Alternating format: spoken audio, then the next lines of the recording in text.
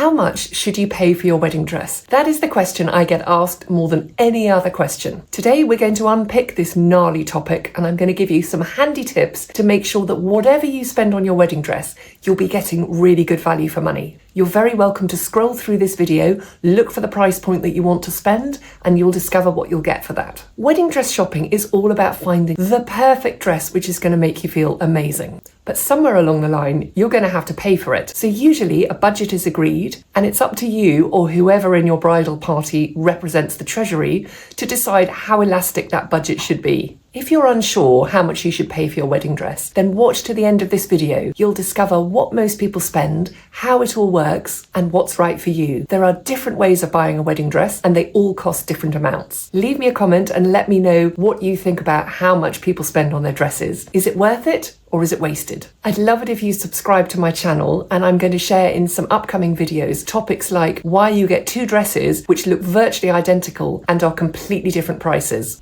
Let's get into it. The average price of a wedding dress in 2025 is £1,500 in the UK and around $2,000 in the US. Bear in mind, some people will have paid nothing and some people will have paid hundreds of thousands. So to give you some practical perspective, I'm going to go through the different price points and we'll look at what you can get for the money. If you're getting married, first of all, congratulations on your engagement. And if you're paying for your wedding dress or for someone else's, then buckle up because we're about to get down to the numbers. Number one, zero. What do you get for no money whatsoever? If you don't want to spend anything on your wedding dress, then your best option is to start rummaging around in your family vaults. By that I mean go up to the attic and see, is there an heirloom dress up there? Ask around in your family if anybody has got an old wedding dress that potentially you could use again. This is usually the way most brides discover that actually their mum or their aunt or their granny or somebody in the family has got married and has a beautiful, well-kept, preserved dress just sitting around unworn for years and years, which is ideal for you to rewear and repurpose. Now bear in mind that unless you have a sewing machine or you have somebody in your family or a close friend who is happy to alter the dress for you, then you probably will need to pay a seamstress, possibly to restore and revive it, but almost certainly to alter it and make sure it fits correctly. Either way, this is an increasingly popular option. It's a very sustainable option and I'd highly recommend it. You can check out my video on heirloom wedding dress revival. Price point number two, under £50 or dollars. You can easily get a wedding dress from a charity shop or a thrift store. They will likely only have been worn once. It's a very economical, very sustainable option. There are several charity and thrift stores that specialize in wedding dresses, so the choice can be vast. You have to be a little bit discerning about the quality of the fabric and the style, and some of these dresses are a bit dated, but if you find a dress which may be dated but you love the fabric, there's always the option of buying the dress, harvesting the fabric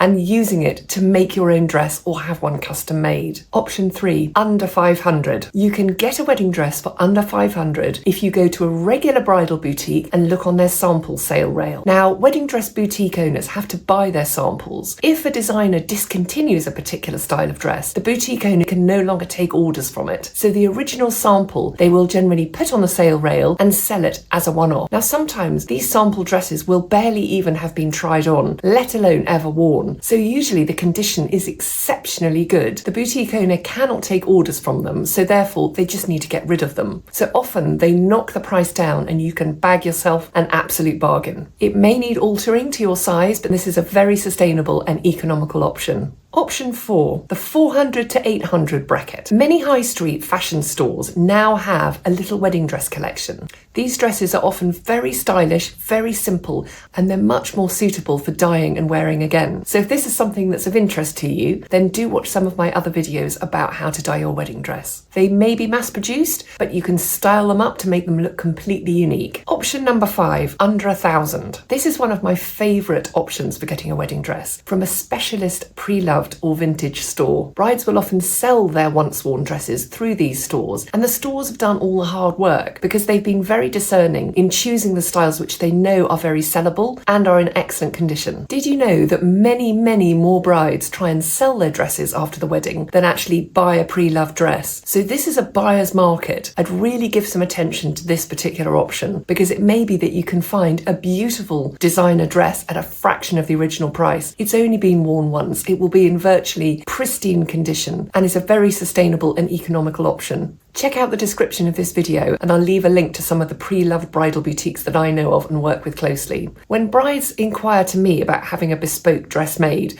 I very often recommend looking for a pre-loved dress which has the bones of what they're looking for and then bringing it to me to be restyled and remodeled. It's more sustainable, it's more economical, and actually once you've had it properly tailored, you just can't tell that it wasn't a brand new dress. Option number 6, also under £1,000, is rental. This is a growing market where brides are taking their beautiful designer dress and then after their wedding, they're having it carefully dry cleaned and then they're giving it to a rental store to rent it out for them. Rental is a brilliant option because you can often get an eye-wateringly expensive designer wedding dress and rent it for a fraction of the price. There are specialist bridal rental companies, and I'll leave a link in the description. Alterations, in case you're wondering, are reversibly done, and that generally means they'll be done by hand, so there will be some limitations as to how much you can alter your dress. So I'd advise looking for something that is more or less the right size for you.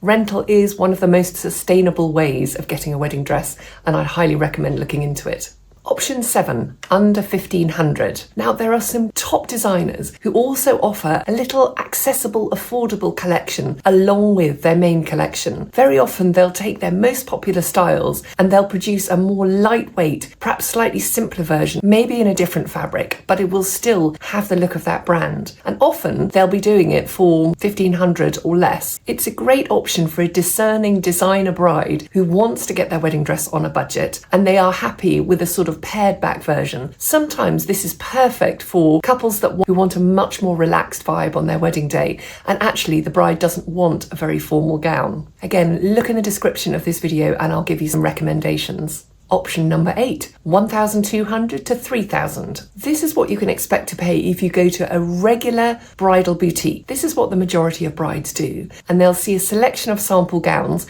which they can try on. The bridal boutique owner will then order the dress for the bride, often in their choice of colour, style and fabric. Not all designers offer so much choice, but many of them do. There are also higher end bridal boutiques where the price points will tend to be £4,000 to £14,000. The choice in this situation is vast. It's lovely to be able to see a huge range of on-trend, up-to-date wedding dresses, and the shop will take care of everything, so usually the service and the experience is impeccable. Option 9, £1,500 to £20,000. If you pay a dressmaker like me to make you a bespoke custom gown, the first question that usually you would ask is how much does it cost? We will charge based on how much the fabric costs and how long it takes us to make. You should usually expect to pay somewhere between £2,000 and £4,000. There are some designers that start at £4,000, I am one of them, and that reflects my reputation, the quality of my work and the quality of the fabric. If you find a dressmaker who is prepared to make you a custom wedding dress for under £1,500, then I would recommend having a really good look at their work. There is a bit of a danger in trying to beat the price down on a dressmaker. Sometimes there are ways of cutting corners without it being noticed, but for most people, if the price is pushed down, then they will try and work faster. Quality of the finish may not be exactly what you want.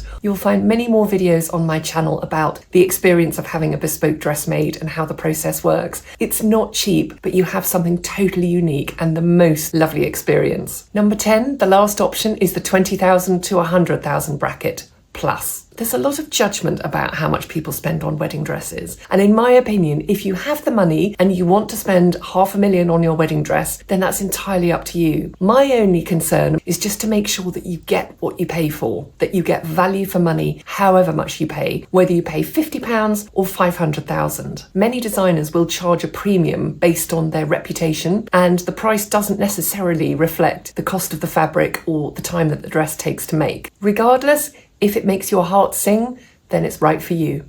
I'd like to leave you with a couple of things to think about while you're wedding dress shopping. Number 1, spending more doesn't necessarily mean you're getting a better dress. This is about being discerning, about trusting your gut and sticking to your values. Which leads me nicely onto my golden rules of the 3 E's. This is what I recommend to people when they go wedding dress shopping. Firstly, ethics. Are you comfortable with the way your wedding dress is being produced? Or do you suspect that because of the price or the situation in which you find the dress, there is somebody who's being exploited?